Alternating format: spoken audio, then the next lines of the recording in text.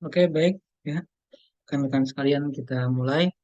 Bismillahirrahmanirrahim. Assalamualaikum warahmatullahi wabarakatuh.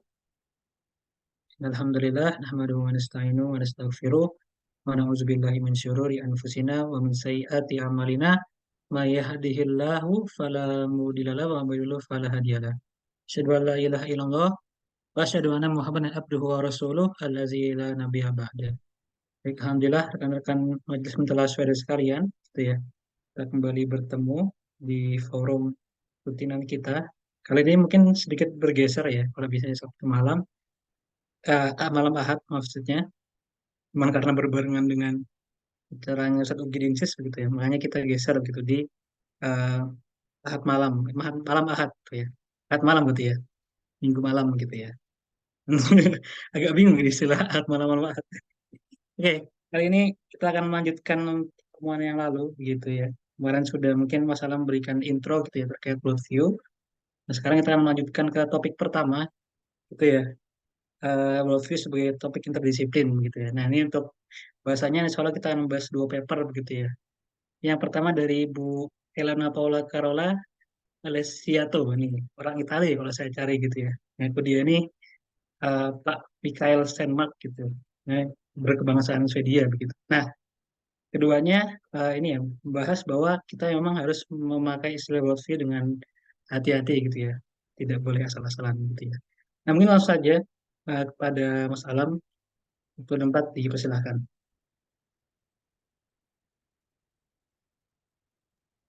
Terima kasih, Saudara Soso, saudara-saudari semua. Selamat malam. Assalamualaikum warahmatullahi wabarakatuh. Alhamdulillah wa syukurillah wa la haula wa la quwwata illa billah. Wassalatu wassalamu ala Rasulillah wa ala alihi washabihi ajmain. Amma ba'd. Eh, ya, kita akan masuk ke pembahasan pertemuan kedua ya dari Majelis Bentala Syuhada akhir tahun ini. Buat yang baru bergabung, mungkin kami punya tradisi membahas jurnal-jurnal terbaru ya untuk pemutakhiran informasi, wawasan, pemahaman yang berlangsung setiap akhir tahun ya, November dan Desember.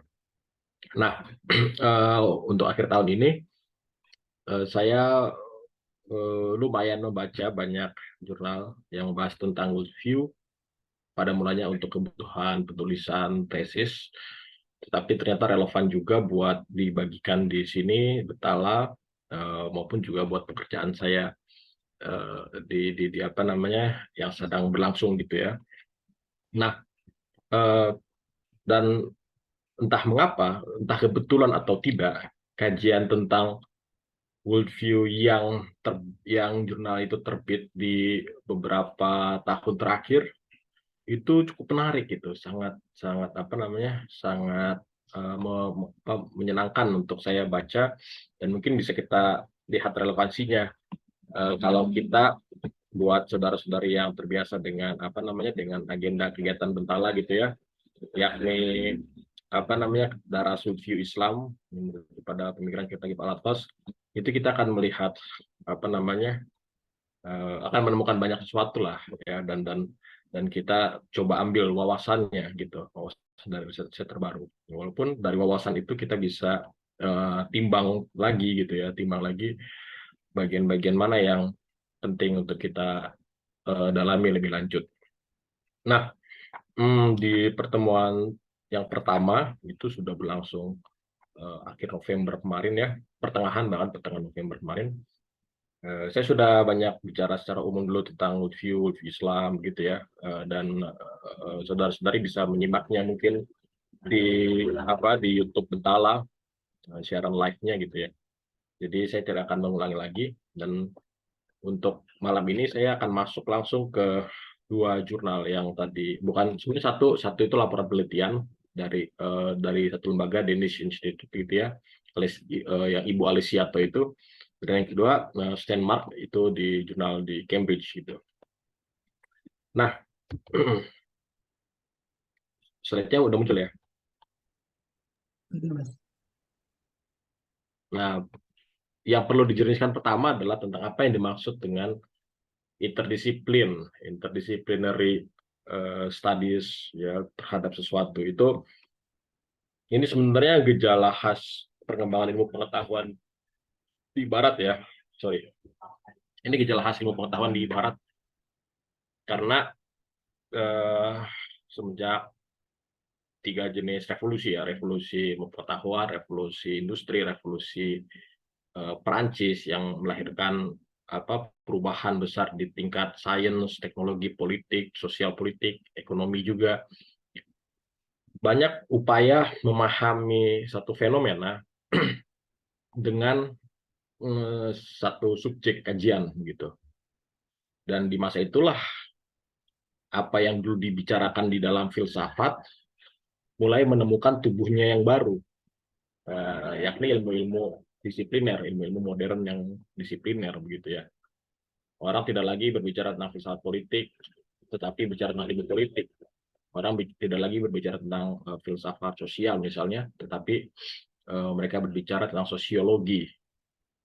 Demikian juga tentang manusia ya, ada antropologi, ada psikologi dan sebagainya. Disiplin-disiplin itu muncul memisahkan diri dari filsafat yang lebih spekulatif di masa lalu gitu ya, menjadi satu disiplin yang lebih empiris. Dia punya objek formal, objek material, teori dan metodologi yang khas gitu. Itu pula yang mungkin kita pelajari kan di perguruan tinggi gitu ya, di tingkat sarjana S2 maupun S3. Kemudian muncullah ketidakpuasan dari temuan-temuan masing-masing bidang tadi, karena semakin spesifik suatu disiplin, maka dia mungkin mengantarkan kita pada pemahaman yang mendalam, tapi ternyata dimensi manusia itu sangat kompleks gitu ya. Dimensi manusia dan persoalan kemanusiaan itu sangat kompleks sehingga tidak bisa dipahami hanya melalui satu disiplin saja, sehingga muncullah pembacaan multidisipliner. Nah, dari pembacaan multidisipliner itu ya masing-masing memang mulai berbicara tentang realitas yang kompleks tersebut, tetapi mereka masih masih apa ya masih masih berbicara di dalam suaranya sendiri, di dalam pandangannya, posisi disiplinernya masing-masing gitu. Dan tujuannya biasanya bukan untuk mencapai integrasi wawasan pemahaman yang utuh, ya, melainkan hanya menjawab persoalan yang praktis.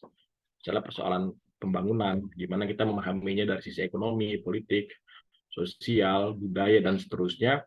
Ketika jawaban dari rumusan pertanyaan, rumusan masalah itu sudah diperoleh, ya maka pemahaman yang terintegrasi itu tidak diperlukan. Gitu. Jadi kebutuhannya praktis. Maka kemudian muncullah pembacaan interdisipliner yang mengintegrasikan sudut pandang dan wawasan dari banyak perspektif gitu ya. Dan di situ tiap-tiap perspektif, tiap-tiap sudut pandang, tiap-tiap subjek itu dibiarkan menjalani interaksi satu sama lain gitu. Untuk menjawab fenomena tertentu yang memang juga lebih kompleks, tetapi juga untuk bersintesis. Ya, bersintesis secara metode, secara konsep, teori, wawasan, dan sebagainya. Nah, artinya tren interdisipliner ini memang muncul dari kebutuhan untuk memahami dimensi manusia yang semakin rumit, gitu ya. Tetapi di saat bersamaan kehilangan pandangan intinya, wawasan intinya. Yang kalau kita merujukan pada Islam, kita akan menemukan itu di dalam ilmu fardu ain. Nah, tetapi tradisi filsafat ilmu yang lebih sekuler ya tidak merujuk ke sana begitu ya. Makanya ketika pendekatan interdisipliner ini mulai marak di tingkat perguruan tinggi, mereka memasrahkan begitu saja simpulan-simpulan dari kajian interdisipliner ini itu pada ranah hermeneutiks gitu, bahwa apapun simpulannya itu adalah hasil interpretasi dari si subjek yang mengkaji. Ya, sekalipun si subjek itu berupaya untuk lepas dari subjektivitasnya dan mencapai objektivitas. Nah, jadi memang ada jebakan tersendiri ketika kita berbicara tentang pembacaan interdisiplin gitu ya. Nah, tetapi kalau kita sebagai muslim merujuk pada worldview Islam, dia sebenarnya bukan suatu masalah dan pembacaan ini bisa membantu kita memahami worldview Islam yang di tingkat metafisisnya maupun di tingkat kehidupan masyarakat sehari-harinya. Bahkan nanti ada istilah lived worldview, gitu, worldview yang hidup, worldview yang dihidupi di tengah masyarakat. Nah, jadi selagi kita tidak kehilangan sumber makna yang utama, sumber kebenaran yang utama, yakni worldview Islam itu sendiri, pendekatan interdisipliner ini menurut saya sangat membantu gitu ya. Dan makanya kajian tentang worldview yang dipahami secara interdisipliner pun akan jadi menarik begitu.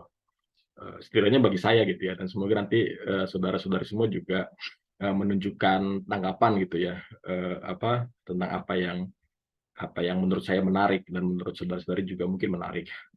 Jadi harapannya juga sudah baca, saya lupa ya, di pertemuan sebelumnya kan sudah saya sebutkan ya judul-judulnya ya. Itu semuanya bebas unduh, dan saya harap juga sudah ada yang sudah membacanya nih, dari dua jurnal ini, dua artikel yang kita bahas ini, dan maupun artikel-artikel yang akan datang. Nah, itulah mengapa kita coba rumuskan bagaimana memahami worldview sebagai topik atau subjek yang interdisiplin, di mana tempat kajian tentang filsafat, teologi, psikologi, antropologi, dan sebagainya dalam upaya memahami worldview. Nah, ini yang menarik. Ketika menulis analisis historis tentang worldview, ya, Ibu Alessiato ini, kakak Alessiato ini, bekerja di dalam satu tim sebenarnya di Danish Institute itu, yang tema besarnya itu adalah memahami konflik sosial ya, dari kajian tentang worldview. Dan ini mungkin belum banyak dibahas gitu ya. Orang bisa bicara banyak tentang konflik antar agama, konflik sosial yang disebabkan oleh perbedaan agama gitu ya. Tetapi simpulan-simpulannya kerap kali simplistik, atau bahkan mengekalkan stereotip tertentu terhadap satu agama, sehingga ranah perdebatannya, bahkan ranah pemicu konfliknya itu jadi luput. Nah, latar itulah yang membuat Alessiato dan tim lain di Danish Institute, yang nanti juga masih kita bahas gitu ya di penelitiannya di pertemuan-pertemuan yang akan datang, itu mencoba mengkaji jangan-jangan masalahnya ini bisa kita pahami dengan baik gitu ya, dan juga kita bisa transformasi konflik-konflik sosial itu dengan kita memahami worldview yang hidup di tengah masyarakat. Nah, Alessiato punya tugas yang paling awal, yakni memahami worldview ya secara dalam analisis historis dan kritisnya. Tentu saja terutama di dalam tradisi mereka Barat gitu ya. Dan ketika dia melakukan survei awal, ya dia menemukan dua kecenderungan nih ketika istilah worldview digunakan. Ya, yang pertama kerap kali abstrak, megah, dan bombastis gitu. Nah, jadi mungkin ini juga ya yang terjadi ketika bahkan di Indonesia pun istilah ini diperkenalkan gitu. Baik di masa awal reformasi, awal kemerdekaan, ketika Soekarno misalnya menyebut Pancasila sebagai Weltanschauung, dan lain-lain sebagai, dan tokoh-tokoh lain juga menggunakan istilah tersebut, maupun hari-hari ini ketika istilah worldview atau worldview Islam juga bahkan banyak dibicarakan gitu ya. Saya ingat sekali, mungkin teman-teman yang ikut kelas worldview saya juga sering mendengar cerita ini. Ya, ketika seseorang mempertanyakan salah satu selebritas Indonesia begitu ya, yang mengeluhkan budaya membangunkan sahur di Yogyakarta. Nah, jadi mungkin bukan cuma di Jogja ini ya, tapi mungkin banyak di kampung-kampung kita di Indonesia ini budaya membangunkan sahur bahkan dari jam 2 pagi misalnya ya, dengan suara yang sangat berisik gitu ya, anak-anak kecil suka berkeliling gitu kan. Dan itu bagi orang yang terbiasa hidup sunyi, hidup individual gitu ya, secara individualis, itu memang sangat mengganggu gitu, mengagetkan dan mengganggu, karena apalagi di bulan Ramadan berarti itu akan berlangsung setiap malam gitu. Nah, ada selebritas yang mengeluhkan itu di medsos. Ya, dia salah mengeluhkan itu gitu ya. Dia harusnya bicara saja dengan anak-anak kampung itu gitu ya, supaya tidak lewat depan rumahnya misalnya. Tapi dia keluhkan itu di medsos, dan ada orang yang saya kenal ya bisa banyak berbicara juga tentang worldview, mengecam si selebritas itu dengan mempertanyakan worldview-nya gitu kan. Apa nih worldview-nya gitu? worldview, kalau worldview Islam mestinya nggak begini dan seterusnya. Itu apa ya? Itu ungkapan yang menurut saya itu satu contoh kecil lah ya, di antara contoh-contoh lain penggunaan kata worldview yang abstrak, megah, dan mungkin bombastis. Tapi ini juga menunjukkan kekeliruan, ya karena sebenarnya orang nggak perlu memiliki worldview tertentu untuk mengeluhkan gangguan tadi gitu ya. Walaupun memang dari sikapnya sudah menunjukkan dia sangat individualis, ya ya dia juga salah sih dalam hal itu. Tapi itu nggak berkaitan langsung dengan pembahasan tentang worldview. Dan jangan orang yang terganggu atau tidak terganggu dengan keberisikan sahur keliling itu juga tidak paham amat tentang worldview gitu. Nah, jadi kerap kali digunakan istilahnya yang sembarangan dalam dalam pilihan presiden itu ya, dalam pemilihan partai politik, seperti di Indonesia dalam waktu dekat ini, orang yang berbeda pilihan akan dipertanyakan worldview-nya gitu. Nah, ini penggunaan yang sangat tidak bertanggung jawab karena mengaburkan persoalan gitu ya. Nah, di sisi lain ya, ada upaya-upaya ilmiah juga para akademisi gitu ya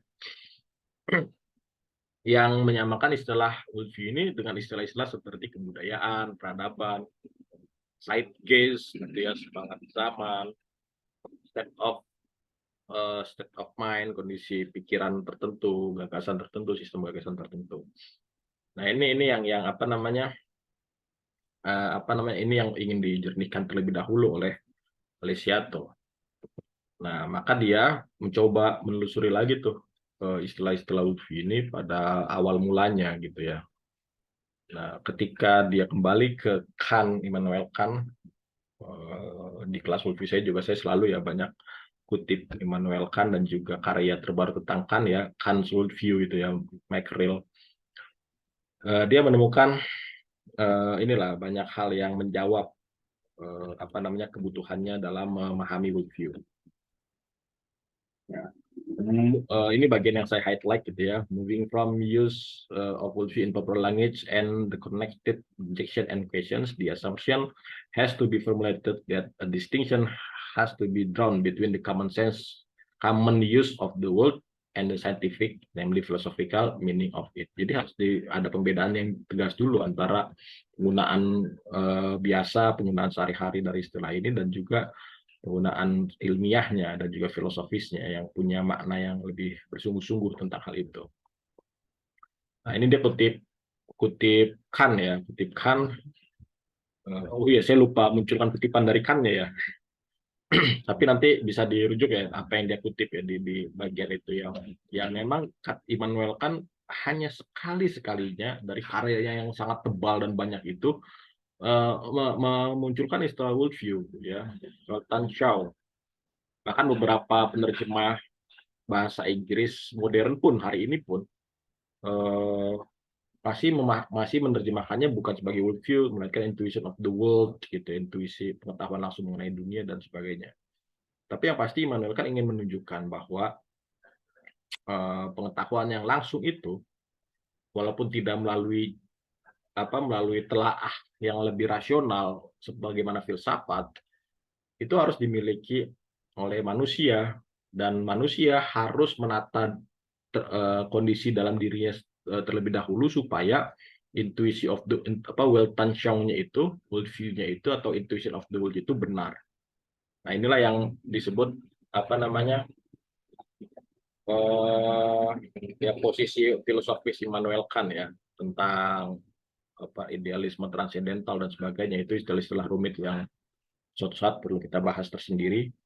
Ya, tapi bagi Kant, ketika seseorang tidak menata fakultas-fakultas di dalam dirinya yang rasional, yang matematis, yang empiris dengan benar, maka dia akan memperoleh pengetahuan mengenai dunia atau sebaliknya, dia akan memandang dunia dengan cara yang salah. Nah, apa yang benar dan yang salah menurut Kant itu adalah benar dan salah di dalam bangunan pengetahuannya yang sudah mengeksplisitkan ide-ide sekularisasi pengetahuan gitu. Maka dia pisahkan antara pengetahuan dengan kepercayaan misalnya, antara fenomena dan nomena, antara apa ya kalau teman-teman yang kelas worldview saya udah sering bahas ya, sudah sering saya bahas ya pandangan Immanuel Kant ya. Tapi gampangnya itu tadi, antara yang bisa diketahui dengan apa yang cukup dipercaya.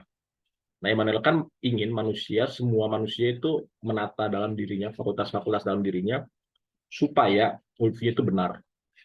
Kira-kira gitulah. Dan ini adalah awal dari sekularisasi, modernisasi, gitu ya.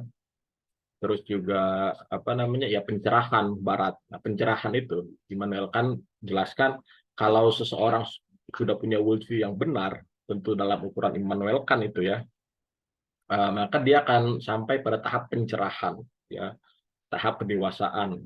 Ya, ketika masa kanak-kanak dia memahami realitas dengan cara mengandalkan otoritas, mengandalkan agama, mitologi dan sejenisnya. Tapi ketika dia sudah mampu sapare aude, berpikir sendiri, yang dia andalkan adalah daya-daya di dalam dirinya.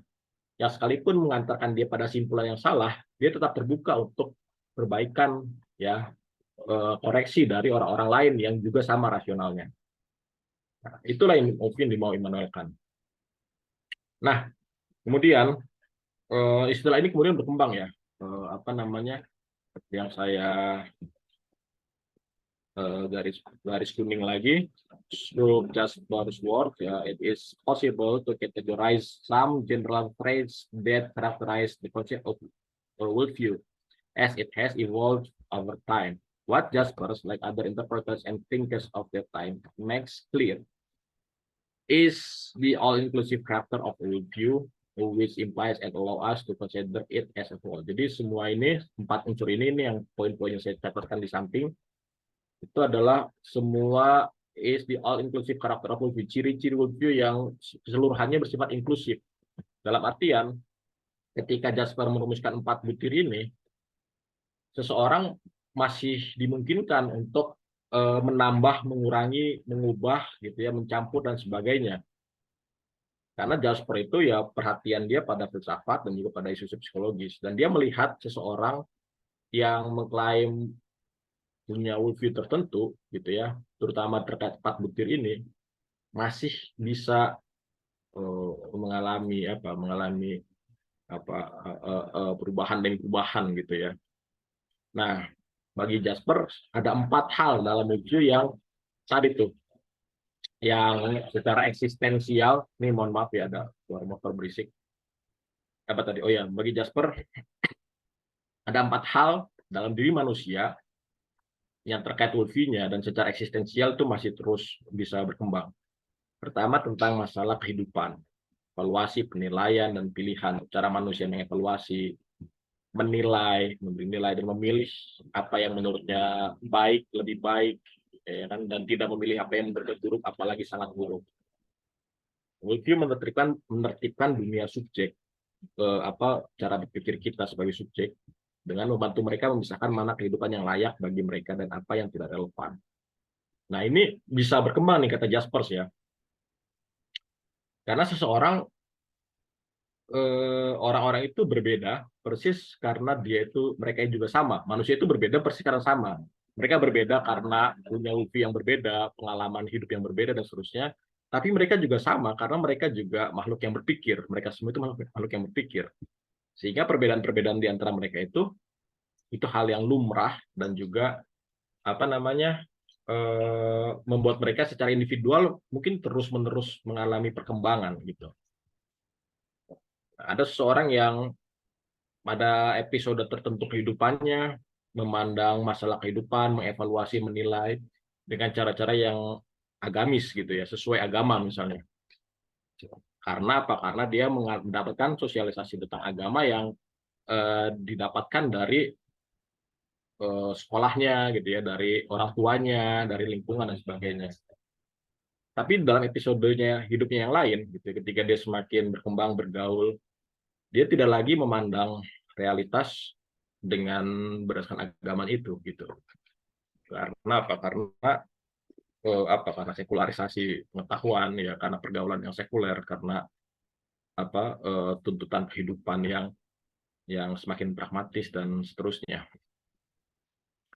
Nah, kemudian Ulfi juga berbicara tentang percampuran yang kompleks di dalam diri individu nih, dalam diri kita. Ada dimensi hidup kita yang aktif dalam bergerak, dalam bertindak, dalam bersikap. ada juga kontemplatif ya, ada estetis, intuitif dan seterusnya lah. Ini dimensi-dimensi dalam hidup kita, terutama ketika kita bereaksi dalam situasi-situasi yang ada di ambang kematian, ambang pertarungan hidup, ya rasa sakit, rasa bersalah, cara manusia memandang dunia, ya cara manusia merujuk pada ulfinya, itu sangat terlihat gitu, sangat terlihat. Ya, ada orang yang ya nauzubillah ya, kalau sebagai muslim ini ada non muslim nggak di sini? Ini kalau ada non muslim sorry sorry aja ya, sorry itu saya bicara dalam konteks Islam. Ada seorang muslim yang ya tidak lagi memandang kematian sebagai sesuatu yang baik atau tidak lagi mengejar kematian yang baik, husnul khotimah misalnya. Persis gara-gara dia tidak lagi memahami makna dari kehidupan, dari kematian, dari kehidupan dan kematiannya gitu.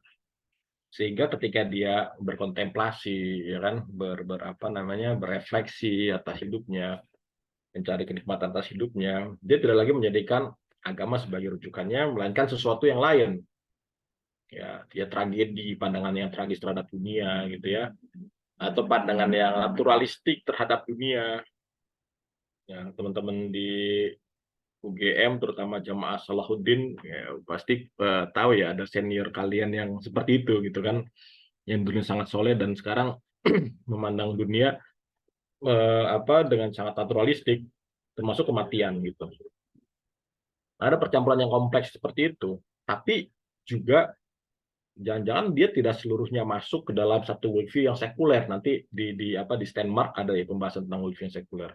Jangan-jangan dia tidak sepenuhnya masuk dalam worldview yang sekuler karena ketika mungkin dia secara rasional, secara estetis, secara intuitif menunjukkan kondisi yang sangat sekuler, bahkan pemberontakan yang besar misalnya terhadap agama.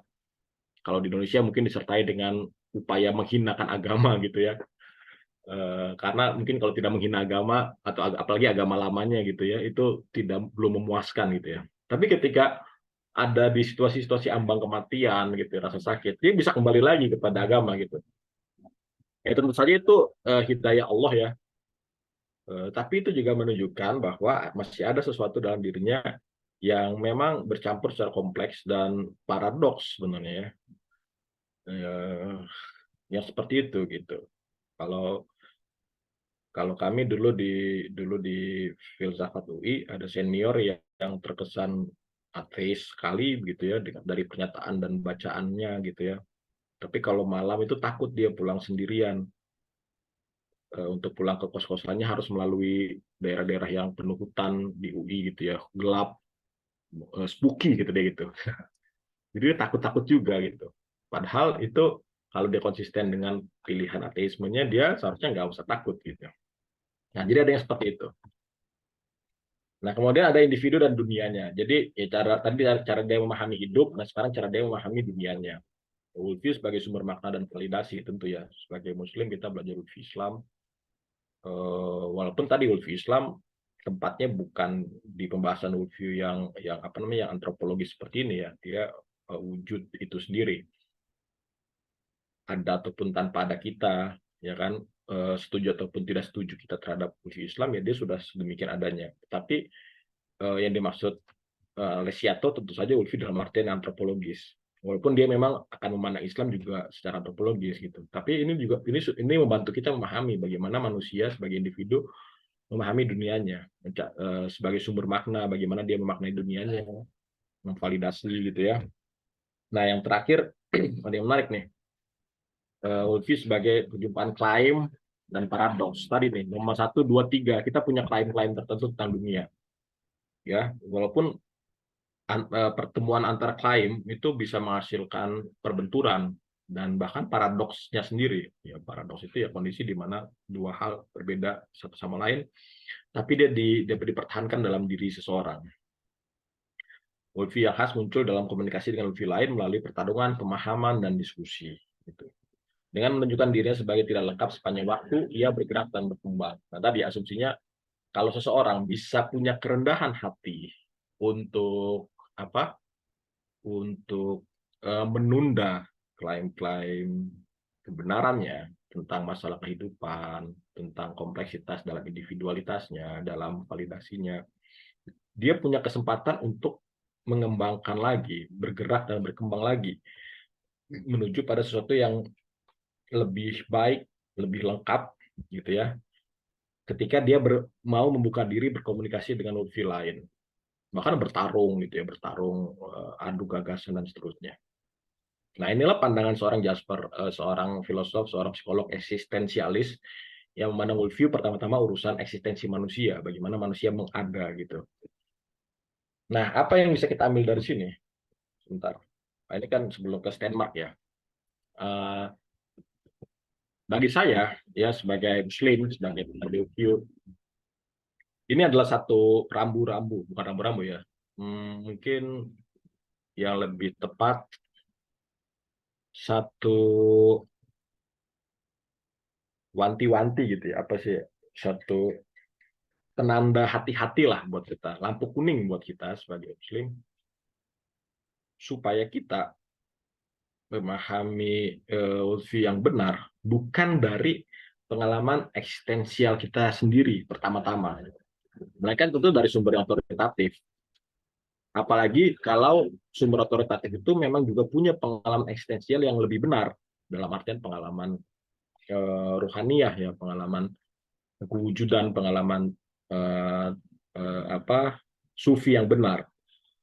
Itu yang pertama-tama kita rujuk. Jadi worldview itu bagi kita bukan sekadar sumber estetika, sumber bangunan pengetahuan yang subjektif saja.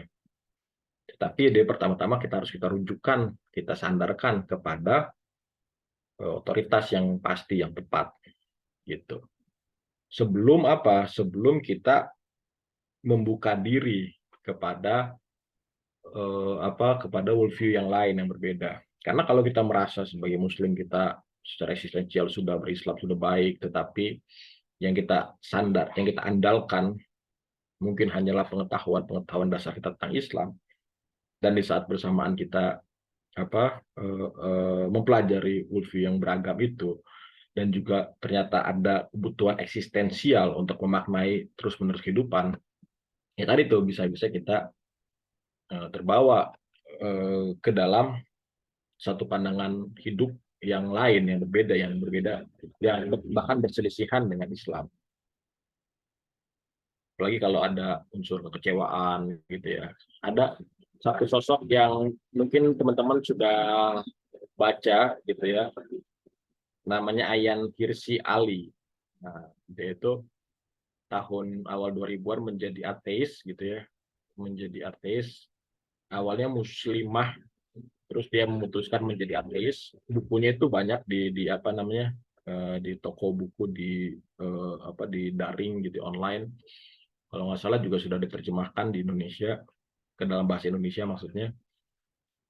Ketika dia berbicara tentang Islam, dan bagi dia itulah Islam yang layak dia kritik, dia sedang berbicara sebenarnya pertama-tama pengalaman pribadinya dulu, yang memang pahit terhadap yang memang merupakan pengalaman pahit berjumpa dengan komunitas Muslim tertentu gitu.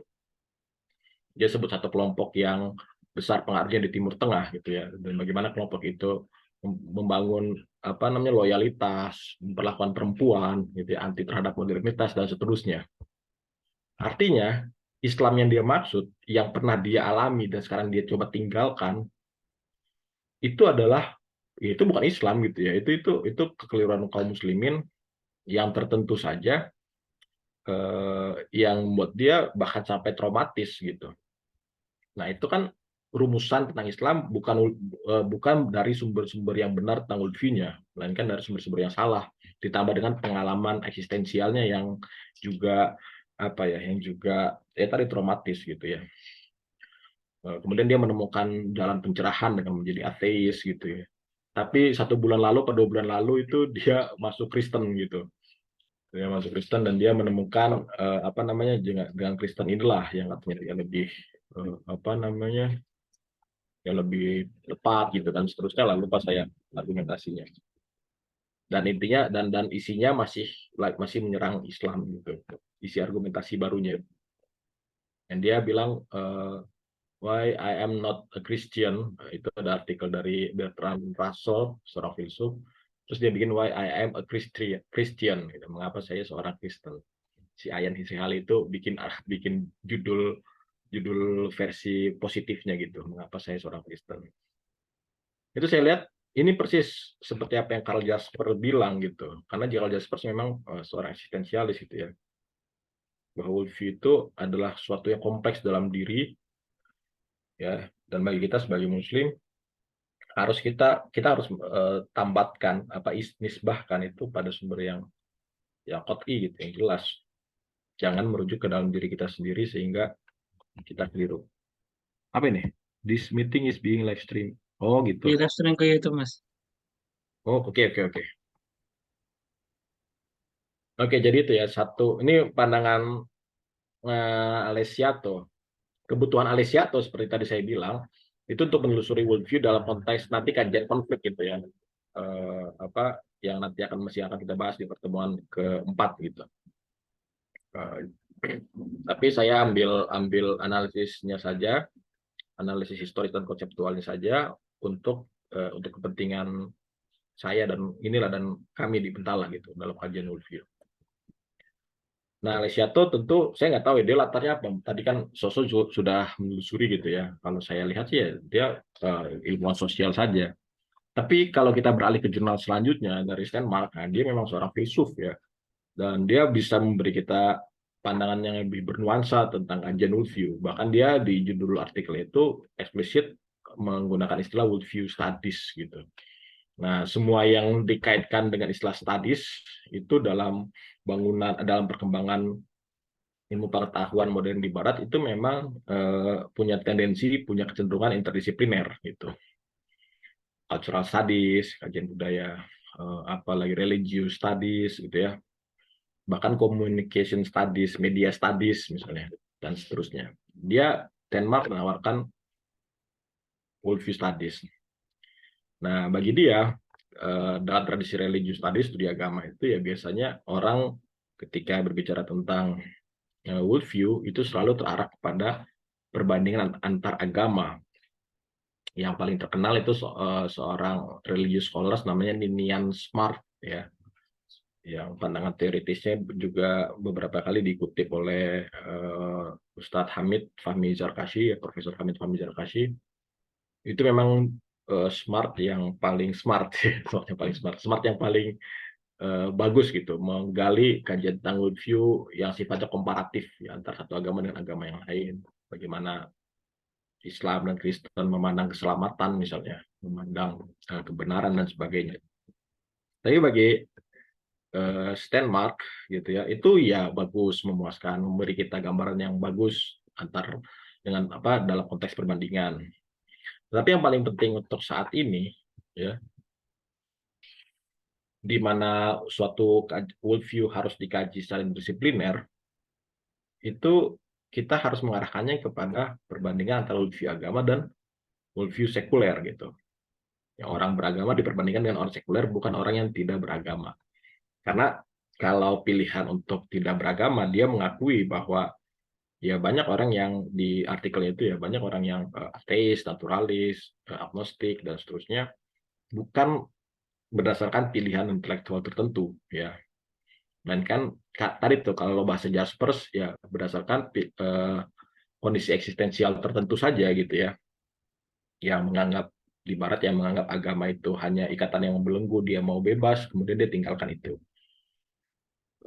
Tapi pilihan dia itu tidak memiliki isi intelektual, nah gitulah. Lalu kalau di Indonesia kan bercandanya kan orang jadi ateis karena malas sholat aja gitu, tapi tidak punya isi intelektual gitu kan, karena biasa nonton Coki Pardede aja gitu kan, ikut-ikutan nyerang agama, ikut-ikutan nggak sholat dan sebagainya. Nah, maka yang harus diperbandingkan ya worldview yang religius dengan worldview yang sekuler. Itu tawaran dia awalnya jadi premisnya ya. Nah, kemudian bagaimana dia mengembangkan premis utama ini untuk mempertahankan tawarannya, yakni worldview studies.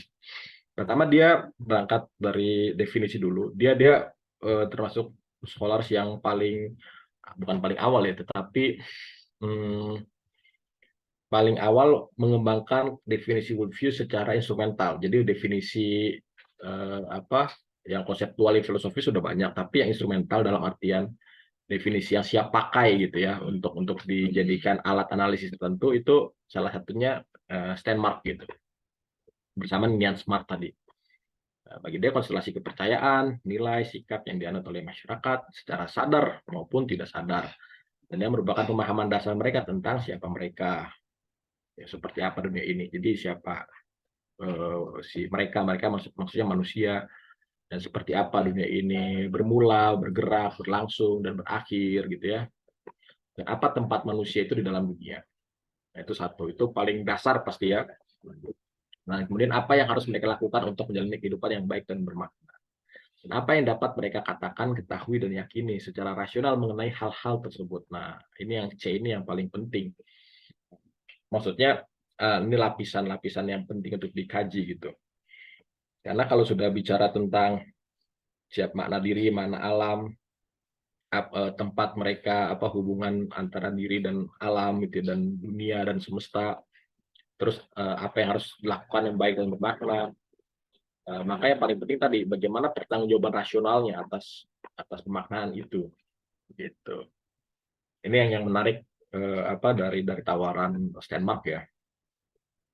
Nah, bagi Steinmark tidak semua orang beragama, tetapi semua orang punya tidak semua orang itu punya agama yang tadi itu ya. Ada yang tidak beragama, ada yang memilih untuk tidak beragama, ada yang juga yang memilih spiritualis gitu ya. Di barat kan banyak yang begitu. Mereka merasa dekat dengan Tuhan, tapi mereka tidak beragama. Jadi urusan komunikasi dengan Tuhan hanya dia dengan Tuhannya gitu ya. Jadi dia sebenarnya lebih kepedean aja gitu ya. Sebenarnya yang dia dekat itu jangan-jangan bukan Tuhan ya, tapi setan gitu kan. Dan bukan jangan-jangan sih, benar saya yakin gitu. Sebagai Muslim saya yakin itu benar. Karena cara mendekati Tuhan ya dengan syariat lah yang benar. Akidah dan syariat yang benar. Ya, tapi gitu, nggak semua orang beragama, tapi semuanya pasti punya worldview tuh. Baik yang tersirat ya tacit knowledge gitu ya, yang masih mengendap, maupun yang dia utarakan sehari-hari. Nah, mereka punya dan mengekspresikan dalam kehidupan mereka satu sikap, keyakinan, dan nilai-nilai tertentu tentang siapa mereka atau kita, seperti apa dunia ini, apa tempat mereka dan kita di dalamnya, apa yang harus mereka atau kita lakukan untuk mencapai tujuan tersebut. Nah, ini pasti punya nih. Dan worldview seseorang ya bisa dilihat dari jawaban-jawabannya terhadap persoalan ini. Apalagi ketika dia diberi kesempatan untuk merenung terlebih dahulu gitu ya, bukan jawaban yang spontan, tetapi jawaban yang menuntut dia untuk berefleksi terlebih dahulu, melihat dirinya dan memikirkan dan berupaya untuk menjawabnya gitu ya secara sistematis dan rasional. Kita bisa lihat gitu ya dari apa identitasnya dan bagaimana worldview-nya itu terbentuk, apakah dari identitasnya itu atau dari sesuatu yang lain gitu ya. Nah, ini sebagai sebagai Muslim kita bisa mengkaji nih, dan Bentala kan sudah melakukan itu di penelitian di tahun lalu ya. Insya Allah tahun depan mau bikin penelitiannya juga tentang bagaimana seorang Muslim pasca sarjana itu memandang keislaman dan juga ilmu pengetahuannya gitu, ilmu pengetahuan yang dipelajari di perguruan tingginya. Banyak yang menunjukkan komitmen yang kuat terhadap Islam, rajin beribadah, berorganisasi, berharokah gitu ya sesuai Islam. Tetapi penjelasannya tentang pengetahuan, sadar atau tidak, itu sekuler. Tapi ada juga yang mengidentifikasi diri sebagai sekuler. Saya agnostik ya, saya sekuler. Seperti itu jawabannya, kurang lebih seperti itu. Dan dia bisa mempertanggungjawabkan pilihan itu secara rasional. Nah, ini menarik nih untuk worldview studies gitu ya, bagaimana satu worldview itu mengendap di dalam pikiran orang per orang. Gitu. Nah, sentralitas identitas dia gitu ya, sorry, apa tadi, sentralitas identitas dan hubungannya dengan orang lain. Jadi cara dia mengidentifikasi dirinya, apakah dia Muslim, apakah dia Jawa, apakah dia ekonom, sosiolog gitu ya, dan sejenisnya lah cara dia pertama-tama mengidentifikasi dirinya, dan juga hubungannya dengan orang lain dalam kehidupan seseorang itu menentukan apakah keyakinan, nilai atau sikap tertentu termasuk dalam worldview-nya gitu. Banyak orang yang enggan dikenali sebagai Muslim misalnya, bukan karena dia tidak beriman pada Islam, tapi dia jangan-jangan tidak menyadari Islam sebagai tingkat worldview gitu ya, dan dia tidak bisa mempertanggungjawabkan itu, menjelaskan itu. Dia tidak yakin gitu. Mungkin berguna juga untuk membedakan antara apa yang terletak lebih dekat pada inti dan atau pusat pandangan dunia tertentu, dan apa yang letaknya lebih terpinggirkan. Jadi mana yang utama, mana yang pinggiran gitu lah ya, ketika seseorang digali cara memandang dunianya gitu ya. Itu ya melalui wawancara, melalui kajian antropologis kita akan menemukan itu. Jika menyangkut pandangan dunia, menurut worldview maksudnya, ada hal-hal yang lebih melekat di hati manusia dibandingkan hal lain, dapat dikatakan bahwa tingkat kepedulian mereka berbeda-beda. Nah, ini inilah ya secara umum lah ya, worldview secara umum. Ya, bagi sebagian orang yang menjadi pusatnya adalah Tuhan dan hubungan mereka dengan Tuhan gitu. Jadi kayaknya ya orang beragama apapun yang taat, yang maksudnya yang religius gitu ya, ya memang ada di posisi ini gitu. Jadi hubungan si individunya dengan Tuhan. Bahkan tadi yang spiritualis pun ya, jadi sudah mengidentifikasi diri sebagai agama pun mengklaim kedekatannya dengan Tuhan. Tapi bagi yang lain itu ada lingkungan hidup, perubahan iklim, ya, kesetaraan dan hak perempuan, perjuangan melawan kemiskinan, rasisme, atau ada juga yang hedonis, jadi kaya dan terkenal, ya, individualisme, konsumerisme, itu hal-hal penting dan bisa menjadi view mereka gitu. Jadi sesuatu yang isunya partikular, tapi kalau seseorang menjadikan isu itu sebagai segalanya dan menjadikan isu yang segalanya itu pengukur, penilai terhadap hal-hal lainnya, itu jangan-jangan bisa menjadi worldview-nya. Nah, ini khas banget ya di masyarakat sekuler. Jadi masyarakat sekuler maksudnya bahkan masyarakat yang religius pun ada di dalam masyarakat sekuler itu. Bahkan seseorang yang individunya religius pun bisa ada di tengah masyarakat yang sekuler itu gitu maksud saya. Di tengah masyarakat sekuler, hal-hal yang bukan berkaitan dengan Tuhan melainkan dengan sesuatu yang lain, nasionalisme tadi ya, ideologi dan seterusnya, dia dan yang tadinya pinggiran bisa perlahan-lahan masuk ke pusat, bahkan menjadi darah dagingnya gitu ya, menjadi denyut kehidupannya gitu. Ini yang dalam dalam dalam Islam sih semestinya tidak terjadi. Ya, Islam itu kan tauhidi, ya, semua itu pada tempat yang benar, menyatu, ya kan, secara adil, ada yang hak, ada yang lebih tinggi gitu. Tapi ketika seseorang tidak merujuk pada ulfi Islam untuk memahami realitas, melainkan pada yang lain, ya dia akan terjebak pada dualisme ini. Yang paling gampang itu kan yang paling gampang dilihat itu teosentrisme atau antroposentrisme. Terus salah satu akademisi di Universitas Muhammadiyah mana gitu menawarkan teoantroposentrisme. Itu aneh lagi tuh. Ngapain pakai istilah itu? Memang istilahnya bermasalah dari awal kok. Punya istilah tauhid gitu ya. Itu lebih jelas. Ya. Tapi tadi ketika ada teosentrisme atau antroposentrisme, berarti dua ungkapan tadi menyiratkan bahwa seseorang bisa menjadi teosentris dan mengabaikan kemanusiaan gitu. Dan sebaliknya seorang yang menjadi antroposentris ya meninggikan kemanusiaan akan mengecilkan nilai-nilai ketuhanan, eksistensi Tuhan dan juga relasi manusia dengan Tuhan. Nah, itu yang worldview yang dualis gitu ya, asas barat yang sekuler yang sebenarnya kita nggak perlu ikut-ikutan gitu. Kalau kita ngerti worldview kita sendiri gitu. Masalahnya kita juga nggak ngerti, nggak mau belajar sungguh-sungguh gitu kan. Maunya ikut seminar worldview 2 jam gitu. Seakan-akan sudah langsung ngerti gitu. Itu ya keliru juga. Oke gitu ya. Nah, sekarang kita pelajari gimana sih satu worldview itu terbentuk itu. Dalam kepala seseorang ya, misalnya dalam akal seseorang gitu ya. Dan konfigurasinya ya, susunannya. Pertama tentu saja cara memandang realitas ontologi. Kita lihat nih, kita wawancara. Orang ya seorang muslim misalnya tentu beriman pada yang gaib. Artinya dia mengetahui eksistensi kewujudan yang gaib dan yang syahadah. Tapi bagaimana menjelaskan hubungan yang gaib dan yang syahadah itu? Nah, itu tadi kan. Itu kan kalau kita, aduh sorry, kalau kita merujuk pada penjelasan Ufi Islam dari Syekh Naqib Al-Hafaz, gitu, ya, dari ulama-ulama lain, kita akan menemukan penjelasan yang benar tentang hal itu. Dan secara rasional juga bisa dipertanggungjawabkan gitu ya.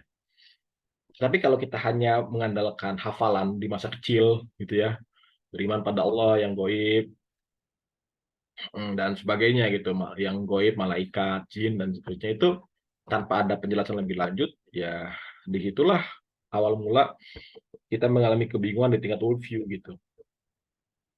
Gitu. Itu yang makanya penting ya. Banyak orang muslim yang menunjukkan komitmen yang kuat berislam, aktivis Harokah Islam gitu kan. Jaketnya, benderanya, pertemuan-pertemuannya selalu dihadiri gitu kan.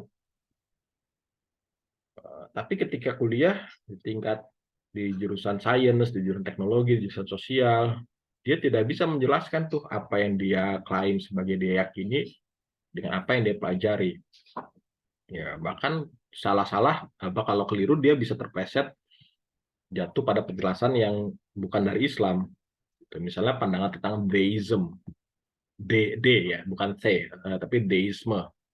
Pandangan bahwa Tuhan menciptakan alam raya ini di satu waktu, kemudian alam raya ini, Tuhan menciptakan alam raya beserta hukum-hukumnya di awal waktu, kemudian alam raya ini bergerak dengan sendirinya sampai sampai hari ini, gitu, sampai sekarang, dan Tuhan tidak lagi terlibat dalam pengaturannya, melainkan menunggu di akhir zaman dan apa namanya menghitung dosa-dosa kita. Banyak yang mencoba menjelaskan hubungan Islam dan ilmu pengetahuan dengan cara seperti itu, ya, dengan cara-cara science and deism. Yang sadar atau tidak, itu menihilkan peran Tuhan dalam Islam sebagai maha pengatur, maha berkehendak, gitu ya. Nah, itu kan terjadi ketika dia tidak belajar ilmu kalam yang baik, belajar metafisika Islam yang benar, epistemologi Islam dengan sempurna, dan seterusnya. Gitu. Akhirnya ketika mau menunjukkan kesesuaian Islam dengan ilmu pengetahuan, ya jadinya aneh-aneh gitu kan. Jadinya apa namanya, ya ada cocok logi gitu ya bahasa pejoratifnya, dan sejenis itu gitu. Terus juga antropologi filosofis. Ini maksudnya filsafat manusia ya, gimana memaknai kita sebagai insan gitu ya. Nah itu juga sama tuh dalam tradisi apa namanya Muslim modern gitu ya, yang asing dengan ulfi Islam, asing dengan identitasnya sendiri, tapi juga mau berkomitmen dengan Islam. Akhirnya bicara psikologi Islam, apa manusia Islam, dengan cara-cara yang sadar atau tidak itu sekuler gitu. Pandangan sosial politik, pandangan tentang sejarah, ya, pandangan tentang lingkungan, etika, makna kehidupan, dan seterusnya, dan terutama pandangan tentang bahasa dan semantik gitu. Nah, kita alhamdulillah dijaga oleh Allah. Pertama, karena Islam itu dari Allah, agama tanzil ya, bahasanya sekalipun itu bahasa Arab, tapi juga bahasa yang memang Allah pilih gitu ya untuk menjadi bahasa wahyu, dan secara semantik itu sudah jelas dalam dirinya sendiri, tidak perlu interpretasi kultural dari manusia. Makanya pandangan hidup Islam akan merujuk kepada penjelasan semantik itu gitu ya, sebagaimana ditunjukkan oleh Profesor Syed Naqib Al-Hafaz dengan sangat hebat gitu. Nah, kemudian kalau pembentukan dan konfigurasi worldview seseorang bisa dipelajari gitu ya, kita bisa lihat misalnya tadi kita bisa mendasarkan apa, kita bisa menjadikan poin ini sebagai penelitian, misalnya kan bagaimana worldview Islam itu dipahami oleh masyarakat Muslim sendiri. Misalnya ya satu masyarakat atau komunitas Muslim yang tradisional, yang memang tidak banyak terlibat di dalam globalisasi. Nanti yang lainnya masyarakat Muslim yang modern, yang sudah terlibat dalam globalisasi gitu ya. Itu bisa kita lihat tuh worldview apa yang terjadi. Nah, worldview religius tentu saja menegaskan itu realitas ilahiyah lah ya. Kalau worldview sekuler ya mencampakkan itu gitu. Tapi yang menarik kata Steinmark itu, nah disinilah kerancuan itu kadang terjadi. Kerancuan terkadang terjadi tuh, kadang yang religius kecampur dengan sekuler, atau sebaliknya yang sekuler jadi religius juga gitu ya. Kayak sekarang ini misalnya dengan environmentalism gitu ya, mulai lagi menengok eh, wawasan-wawasan dari agama lokal, spiritualisme Hindu dan seterusnya gitu. Yang konyolnya orang-orang Islam ikut-ikutan gitu. Kalau yang kembali ke ajaran spiritualisme atau panteisme itu non Muslim sih ya terserah mereka gitu ya. Tapi kalau orang Islam ikut-ikutan ya berarti ada persoalan dalam movie-nya, ada kerancuan. Nah ini yang kalau atas Denmark kalau kita bisa lihat apa yang articulate, apa itu articulated worldviews dan lived worldviews, apa yang diartikulasikannya secara benar dan apa yang dijalaninya dalam kehidupan sehari-hari. Kalau ada ketimpangan di situ tuh, gitu ya, berarti apa? Berarti kata dia masuk akal juga kalau kita pikirkan bahwa lived worldview itu lebih terfragmentasi, terpecah-pecah, tidak koheren dan bergantung pada situasi tertentu ya dibandingkan dengan apa yang articulated worldview. Jadi bisa jadi tadi tuh bahkan seseorang yang sudah menjadi pembelajar worldview Islam misalnya gitu ya, ya kita semoga nggak begitu sih, tapi bisa juga kan seorang pembelajar worldview Islam dia mempelajarinya juga sebatas sebatas pengetahuan ya, kepuasan intelektual, dia bisa menjelaskan itu, tetapi perilakunya tidak mencerminkan itu, mencerminkan gaya hidup yang sekuler, gaya hidup yang ateistik bahkan dan seterusnya. Ya misalnya seorang alumnus ISTEK ya zaman Prof atas tapi jadi liberal lah itu, ada tuh dosen saya tuh gitu. Kenapa demikian gitu? Karena dia waktu apa namanya melihat skripsi saya, dia yang koreksi beberapa hal loh. Enggak lah, Prof atas bukan begitu. Nah itu pengertian dia gitu. Tapi kenapa menjadi demikian? Jadi lived worldview itu jadi terfragmentasi, ada pecahan, ada yang tidak koheren dengan apa yang dipelajarinya. Jangan-jangan itu tadi tidak sampai di tingkat yakin, tidak menjadi ilmu, tidak menjadi adab gitu ya. Melainkan apa? Ya melainkan banyak faktor lain tuh yang tadi kita bisa pelajari tuh secara eksistensial, mengapa itu terjadi pada dirinya. Ya, atau tadi contoh lain ya tadi articulate worldview, dia tidak,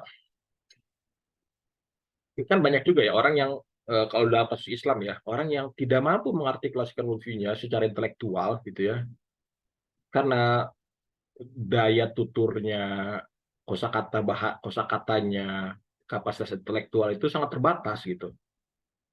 Tapi dalam lived worldview-nya, kehidupan sehari-hari itu sangat beradab gitu ya, Muslim yang soleh gitu, yang taat. Dia memandang dunia ini semata-mata ya memang ayat-ayat Allah dan seterusnya lah. Ada kan yang seperti itu juga. Nah itu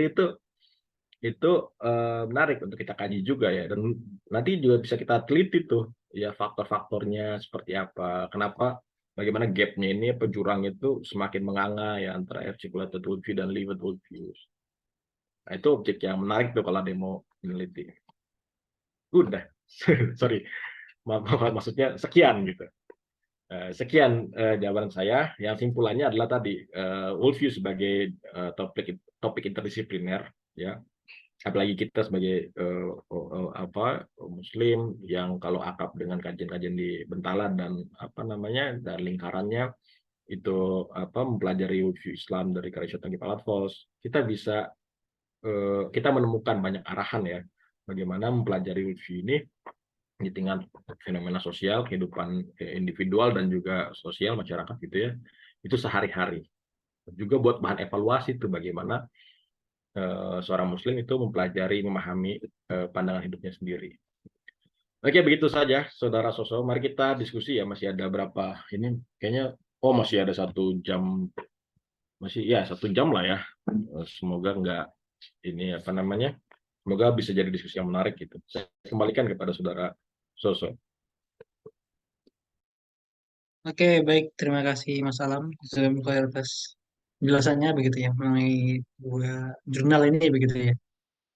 Ini kalau misalnya teman mau lihat lagi jurnalnya, di grup dibagikan linknya gitu ya. Itu insya Allah lengkap ya dari pertemuan hari ini hingga pertemuan ke depannya gitu ya.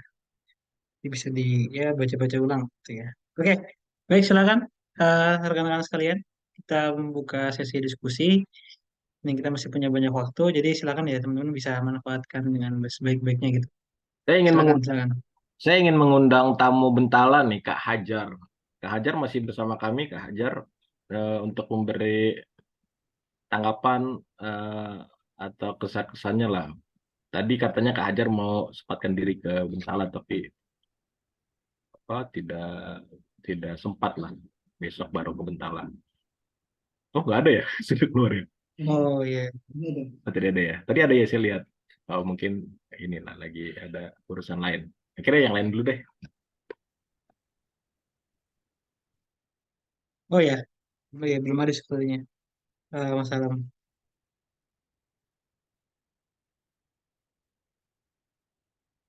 Ya Ya, silakan. ya kan.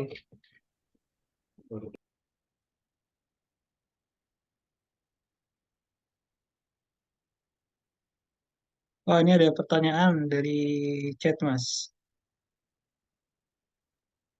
Iya Ilyas, saya belum baca itu. Eh, langsung ketutup sama ini.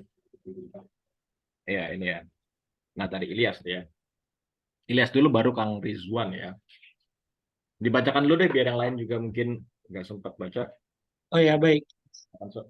Dua-duanya langsung sok. Nih, oh ya langsung duanya ya. Kang Ilyas Sambuanya. Apakah dapat disamakan ya articulated worldview dengan apa yang ada di akal seseorang dengan live worldview ini dengan apa yang ada di dalam hati seseorang gitu. Jadi antara akal dan hati nih Mas. Dan selanjutnya nih dari Kang Rizwan nih ya, dua pertanyaan. Eh, apa ya perbedaan tentang mindset dan worldview ini ya, hubungan antara mindset dan worldview gitu ya. Ini antara dua istilah ini ya gitu ya. Kemudian apa bedanya naturali apa naturalistik kali ya? Naturalisme mungkin. Naturalisasi naturalis ya ini ya agak Ya, berarti. nggak sesuai dengan ateis begitu. Itu ada berarti ini ada tiga pertanyaan dari dua orang begitu, Mas. Hmm. Silakan Oke, yang pertama nih. pertama buat Ilyas ya, saudara Ilyas. Saya nggak berani jawab benar atau salah ya, karena kita perlu gali terlebih dahulu apa yang dimaksud dengan apa yang ada di akal dengan apa yang ada di hati. Tapi ini sebenarnya merujuk kalau bahasa lebih filosofisnya gitu ya. eh, Kalau minjem bahasa istilah dari Immanuel Kant itu merujuk pada pure reason dan practical reason. Jadi satu nalar yang murni yang memungkinkan manusia untuk berpikir dengan practical reason ya satu penalaran yang bersifat praktis gitu ya. Yang itu apa namanya eh, menjadi dasar konstitutif, dasar penentu lah gampangnya, dasar penentu seseorang untuk bersikap. Nah, persoalannya ketika seseorang punya articulated worldviews dan di saat bersamaan juga menunjukkan satu lived worldviews yang berbeda, bisa jadi keduanya berdasarkan satu pemahaman di tingkat akal ya di kolab yang sama, tapi kebetulan aja lagi fasik misalnya. Kan gitu, orang fasik kan juga nggak dibatalkan keislamannya ya kan, lagi maksiat misalnya. Ya namanya orang lagi apa namanya ya kadang soleh banget itu, kadang rendah banget. Selagi imannya itu apa ada, selagi dia masih beriman ya dia masih bisa disebut sebagai muslim. Misalnya gitu ya. Dan orang-orang semua orang nggak terlepas dari itu. Itu kalau dalam konteks Islam ya. Jadi di Islam tadi antaranya articulated dengan yang live. Tapi kalau dia diminta untuk menjelaskan apa yang dia jalani sehari-hari, ya, lived worldview-nya itu kemudian dia eksplisitkan, kita bisa lacak tuh, ya kan?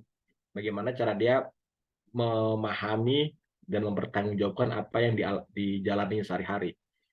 Misalnya kalau misalnya nauzubillah ya, ditanyalah, kenapa kamu minum khamr? Ya ini saya lagi pusing masalah ya, saya tahu itu haram dan seterusnya gitu ya. Nah, berarti dia tahu kan itu salah gitu. Berarti pandangan hidupnya termasuk yang cara dia mengartikulasikannya itu masih benar gitu. Ya, ketika dia menjalani kehidupan sehari-hari itu apa namanya ya karena faktor-faktor tertentu saja yang jangan-jangan tidak begitu apa namanya tidak begitu bersifat intelektual ya, melainkan tadi bersifat eksistensial. Ya dia dia lagi hampa saja, bingung cari pelarian dan seterusnya gitu. Itu ada yang begitu. Tapi ada yang tadi tuh, encyclopedia view-nya dia bisa bisa jelaskan juga ya dengan secara intelektual, tapi Livet Ulfinya juga ketika diminta untuk menjelaskan secara intelektual, dia malah mengarah pada satu pandangan yang menyelisihi Islam misalnya, jadi sekuler misalnya kan. Eh, karena apa? Karena dia secara sadar sudah berpindah ya kepada pandangan yang sekuler itu, gitu. Sudah apa ya? Sudah Paul Jadid gitu lah ya dulu dulu kalau kodenya Islam, kalau jadinya sekuler gitu. Bisa juga seperti itu. Gitu ya kalau saya lihat ya antara encyclopedia view sama Liverpool view. Atau ya tadi tuh seorang yang encyclopedia view lemah sekali gitu.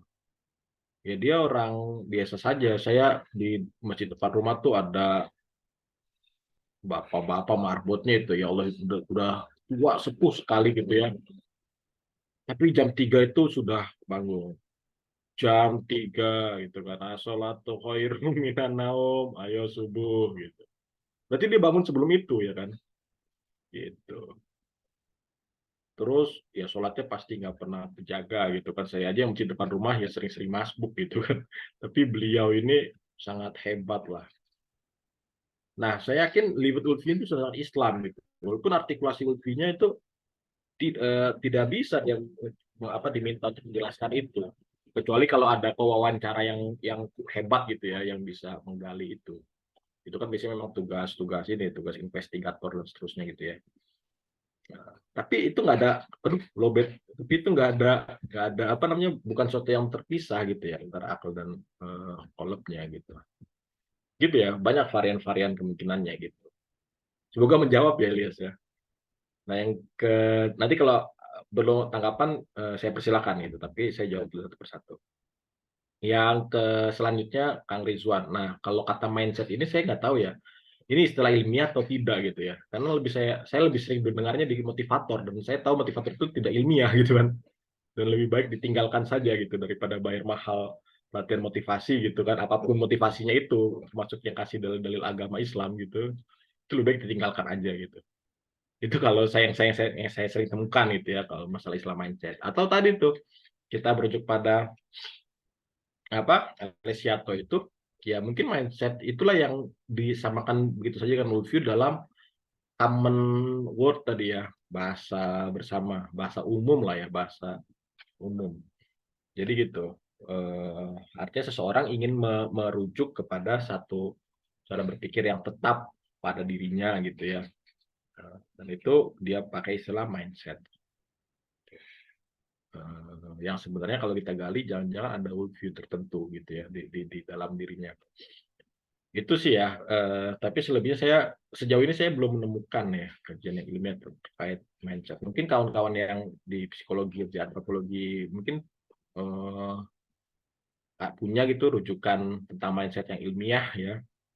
Maksudnya dia istilah konseptual gitu ya, bukan sekadar istilah common sense saja. Itu mungkin bisa bagikan juga ke saya biar saya baca.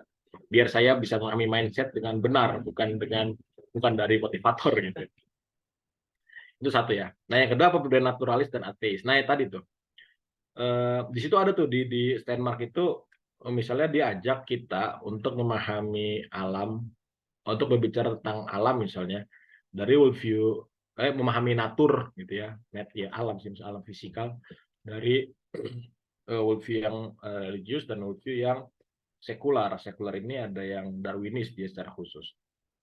Nah, seorang dengan worldview yang berdasarkan agama maupun yang dan di seberang itu ada seorang dengan worldview yang apa yang Darwinis gitu ya.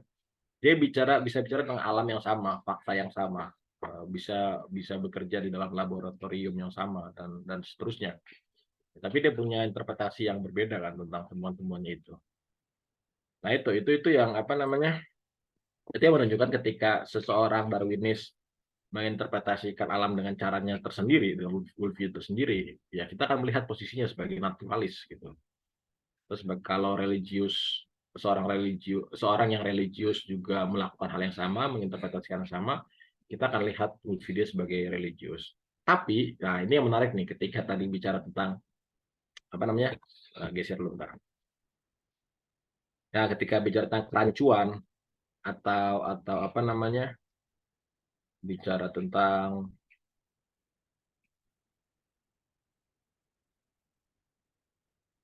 mana ya? Oh ini nih apa paradox of vitality gitu ya. Ketika bicara paradox of vitality, kita bisa menemukan satu worldview yang kemampuan mengartikulasikannya lebih lemah itu dikalahkan oleh worldview yang lebih kuat dan mendorong worldview yang lebih lemah itu untuk menyesuaikan diri dengan worldview yang lebih kuat itu. Ini contoh yang menarik dalam naturalisme ya. Ketika dalam tradisi teologi Kristen, terutama teologi modern gitu ya, banyak teolog mereka mengembangkan apa yang disebut teologi naturalis. Ada natural theology, ada theology of naturalism gitu kalau nggak salah. Lupa saya dua istilah itu. Itu diperkenalkan oleh Alfred North Whitehead dan banyak diikuti baik oleh pemikir Katolik gitu ya, Pierre de Chardin namanya, orang Prancis. Bacanya Sardin ya, dan untuk beberapa tahun saya masih menyebut itu Sardin gitu. Ternyata Sardang. Maupun di Protestan itu. Ada buku, ini nih. Wah, gila nih. Perpustakaan Aan ini komplit ini. Nah, ini buku ya. Ini terjemahan ya, sains dan menjembatani sains dan agama. The Center of Theology and the Natural Sciences. Ini dari editan Ted Peters dan Gaimon Bennett. Ini terjemahkan BPK, Badan Penerbit Kristen Gunung Mulia. Penerbit apa namanya, penerbit lama ya, penerbit yang legendaris lah di kalangan apa namanya, kawan-kawan Kristiani. Dan persis tema-tema tersebut yang dibicarakan ya, hubungan sains dan agama. Ini kan isu dua Islam sebenarnya kan, sains dan agama itu. Ini kata pengantarnya dosen saya Pak Gerrit Singgi. Kemudian nama-nama yang menulis di buku ini apa ya, sebagian besar teolog Protestan gitu ya. Itu mereka mulai mewacanakan tuh, jangan-jangan nih harus kita lakukan misalnya adalah mengembangkan teologi naturalis. Jadi satu teologi yang dibangun dari peristiwa-peristiwa natural yang harapannya mengantarkan kita pada penguatan konsep tentang Tuhan. Atau natural theology, konsep pembicaraan tentang Tuhan yang apa namanya, yang mengarahkan percakapannya kepada fenomena alam. Ya begitu-gitulah ya. Itu kan sebenarnya upaya-upaya itu menyiratkan satu penerimaan begitu saja pada apa yang disebut naturalism gitu, bahwa alam ini memang secara faktual wujud, punya hukum-hukumnya sendiri dan seterusnya. Nah, arti masalahnya ada di situ. Bagi seorang muslim ya, alam ini alam tabii gitu ya, bagian dari segala sesuatu selain Allah, dan selain alam tabii itu ada alam ghaib wa syahadah yang lain gitu ya, dan seterusnya. Itu kan lebih bisa terpahami kalau kita merujuk pada bahasa-bahasa Islam. Nah gitu ya. Tapi kalau ateis ya tadi, ateis itu ya tergantung posisinya. Seorang ateis bisa tadi karena pilihan aja, bukan karena kesadaran worldview, ya, karena pilihan aja, atau karena pilihan worldview tertentu seperti naturalis tadi. Itu ya. Izin Bang Alam, saya izinkan nggak? Enaknya izinkan nggak nih? Ya, jadi nggak usah pakai izin karena ya.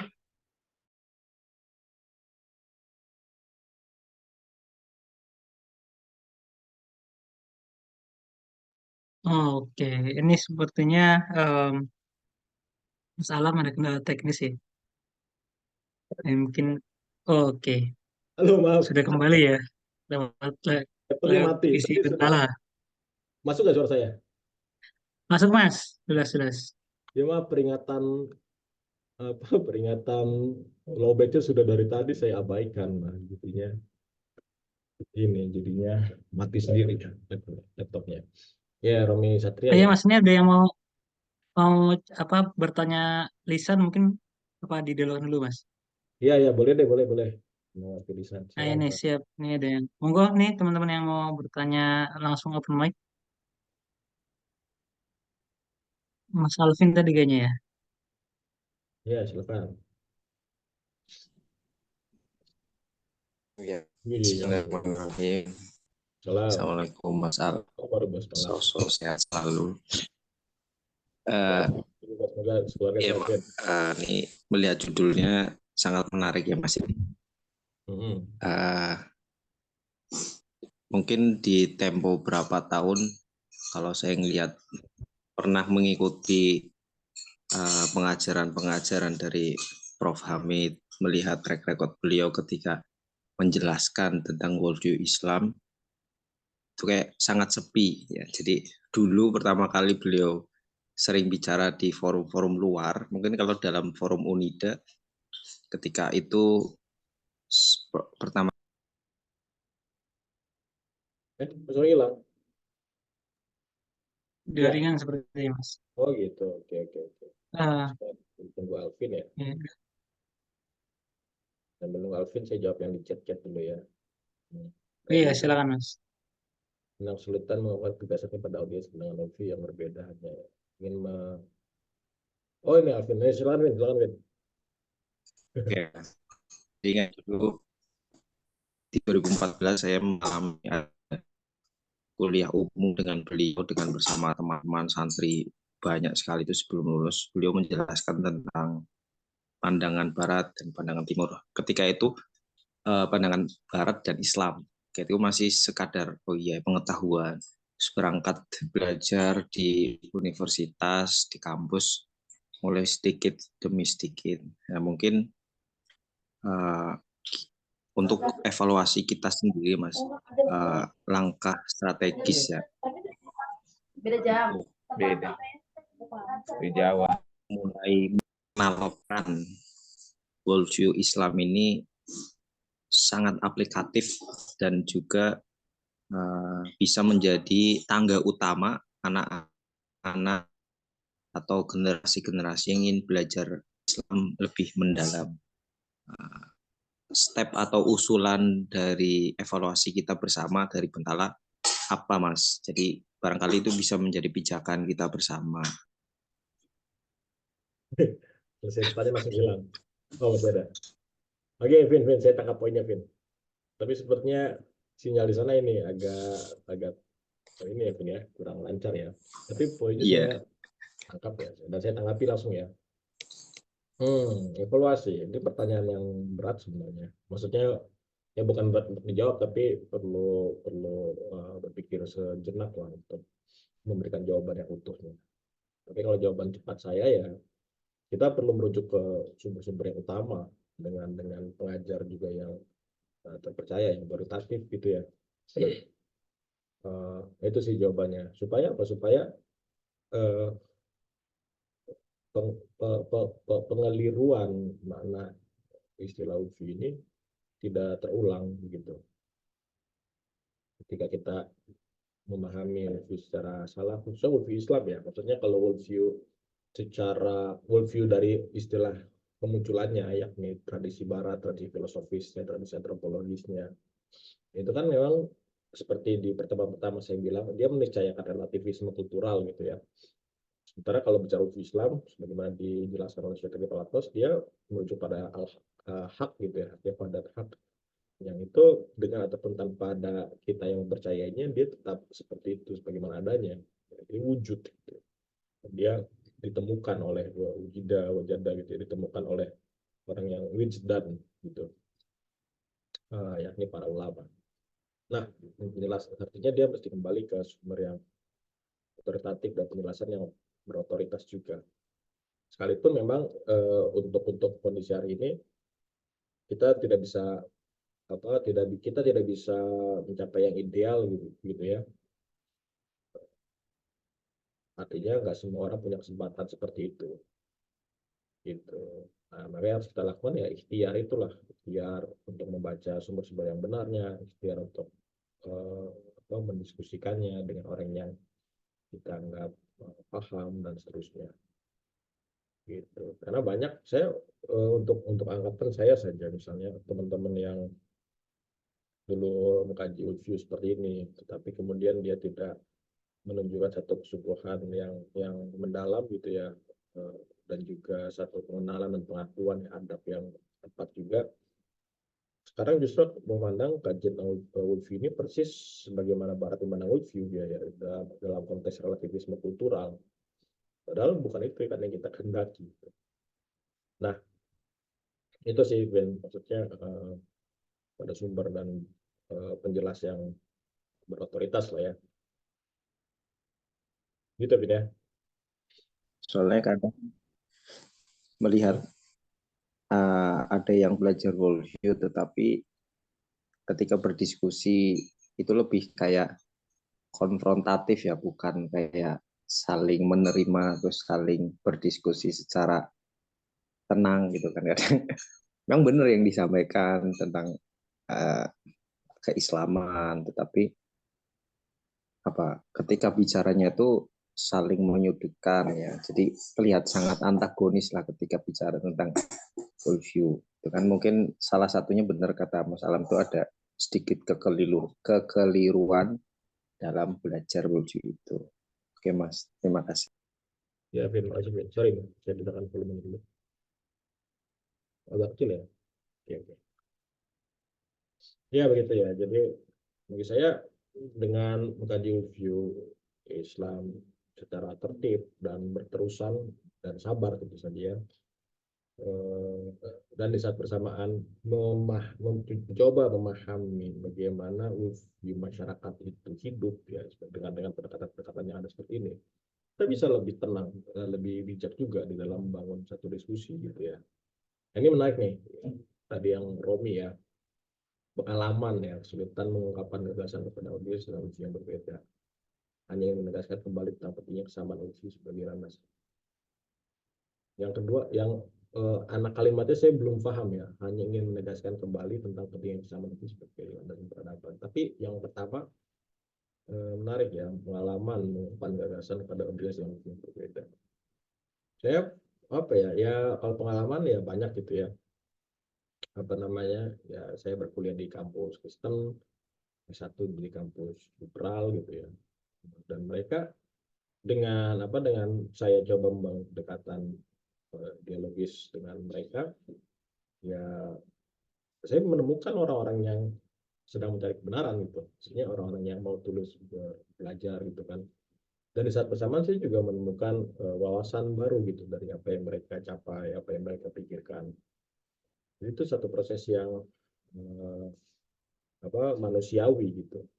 Tapi saya mengisbatkan itu pada yang tetap, tentu saja pada yang hak gitu ya, pada Islam itu sendiri.